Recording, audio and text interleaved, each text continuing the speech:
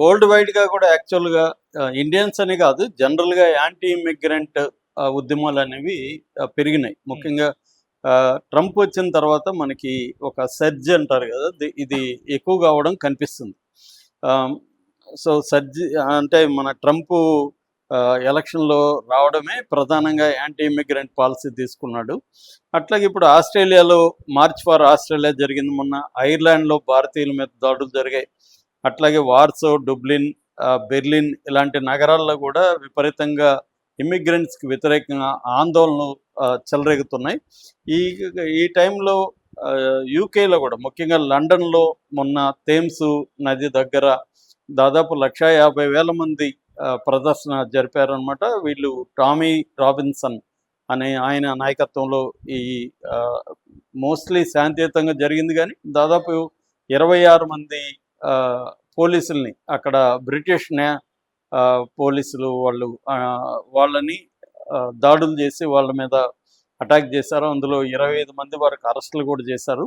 So ఈ నేపథ్యంలో అసలు ఇప్పుడైతే వార్నింగ్లు ఇస్తున్నారని ప్రకటనలు వస్తున్నాయి. అదేంటంటే మీరు మీ దేశాలకు వెళ్ళకపోతే మిమ్మల్ని రేపులు చేస్తాం, చంపేస్తామని డైరెక్ట్గా వార్నింగ్ ఇచ్చారు. ప్రధానంగా ఏంటంటే ఇది ఇప్పుడు వచ్చినట్టుగా మనకు కనబడుతుంది, కానీ ఇది ఇప్పుడు కాదు.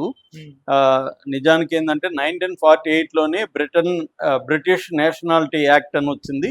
దాని ప్రకారం ఏంటంటే కామన్వెల్త్ దేశాల్లో, అంటే బ్రిటన్ గతంలో పరిపాలించిన దేశాలని కామన్వెల్త్ దేశాలు అంటారు. ఆ కామన్వెల్త్ దేశాల నుంచి కొంతమందిని తీసుకెళ్లడం, కొంతమంది అక్కడికి వెళ్ళడం అప్పుడంతా జరిగింది. ఇప్పుడంటే అమెరికా అనేది ప్రధానంగానే, ఒకప్పుడు యూకే ఉండేది, యూకేకి తీసుకెళ్లేవాడు. అలాగా కామన్వెల్త్ దేశాల నుంచి వాళ్ళకి సపరేట్ గ్రాంట్ చేశారు అనుమతులు అవన్నీ. అట్లా కొన్ని చట్టాలు వచ్చాయి. అట్లాగే అప్పట్లో కరేబియన్ ఐలాండ్స్ వాటిలో నుంచి కూడా ఎక్కువ మంది వచ్చారు. దాని తర్వాత ఏమైందంటే 1958లో నాటింగ్ హిల్ అనే ప్రాంతంలో అల్లర్లు చెలరైనాయి ఇమిగ్రెంట్స్కి లోకల్స్కి మధ్య. దాంతో 1962లో కామన్వెల్త్ ఇమిగ్రేషన్ యాక్ట్ అని ఒకటి తీసుకొచ్చి వర్కర్స్కి వర్క్ వోచర్స్ అనేవి సిస్టమ్ని ఇంట్రడ్యూస్ చేశారు. దాంట్లో కొన్ని రూల్స్ పెట్టారనమాట. ఆ తర్వాత మళ్ళీ 1968లో ఉద్యమాలు వచ్చాయి. అప్పట్లో ఇనాక్ పోవెల్ అనే ఆయన ఆధ్వర్యంలో రివర్స్ ఆఫ్ బ్లడ్ అని స్లోగన్స్ ఇచ్చారు. అంటే మీ రక్తంతో నదులను నింపుతామని స్లోగన్స్ ఇచ్చారు ఇమిగ్రెంట్స్కి వ్యతిరేకంగా. సో అలాగా మళ్ళీ 1981లో కూడా బ్రిటిష్ నేషనాలిటీ యాక్ట్ తీసుకొచ్చారు. ఇలాగ ముందు నుంచి కూడా రెండవ ప్రపంచ యుద్ధం తర్వాత అక్కడ బ్రిటన్లో ఈ ఇమ్మిగ్రెంట్లకు వ్యతిరేకంగా ఉద్యమాలు అనేవి ఎప్పటి నుంచో జరుగుతున్నాయి. దాని తర్వాత మనకి 90స్లో ఏమైందంటే యుగోస్లావియా చీలిపోవడంతో అక్కడి నుంచి రావడం, అట్లాగే తూర్పు దేశాల అనేక ఇబ్బందులు ఉంటే అక్కడి నుంచి రావడం. ఆ తర్వాత 2015లో దాదాపు అప్పట్లో 3 లక్షల మంది పర్ ఇయర్ వచ్చేవాళ్ళు బ్రిటన్కి. తర్వాత 2016లో బ్రెక్సిట్ రెఫరెండం జరిగింది. అది కూడా యాంటీ ఇమ్మిగ్రెంట్స్ ప్రధాన వ్యతిరేకం. బ్రెక్సిట్ అంటే అర్థం బ్రిటన్ ఎగ్జిట్ కావాలని. ఎక్కడి నుంచి?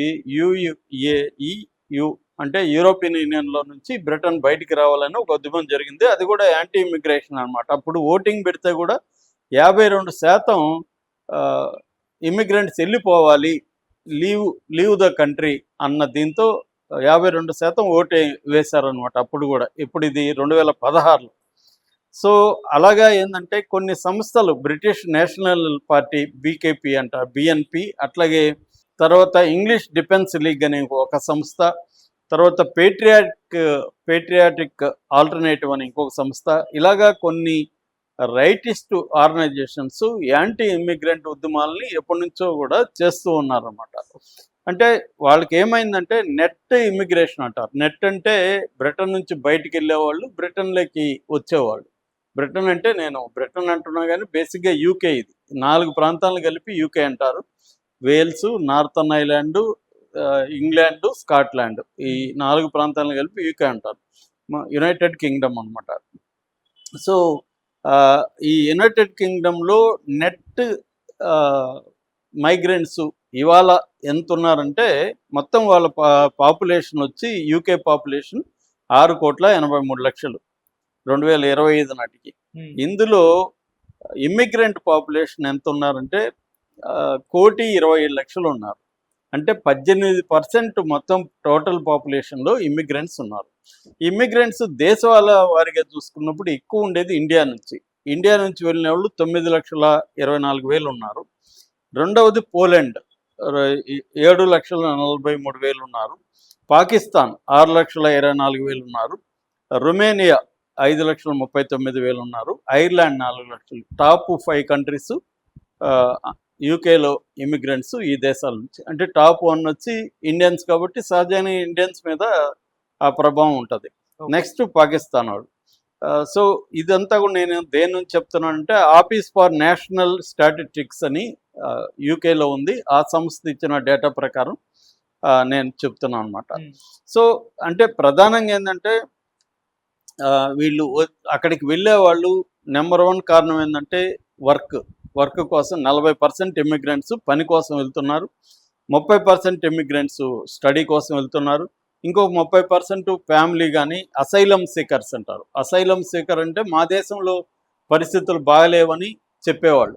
వీళ్ళు ఎక్కువగా బోట్ ద్వారా బ్రిటిష్ ఛానల్ని క్రాస్ చేసి వస్తారు. వీళ్ళతోనే ఎక్కువ ప్రాబ్లమ్స్, క్రైమ్ చేసేది వీళ్ళు ఎక్కువ ఉన్నారు.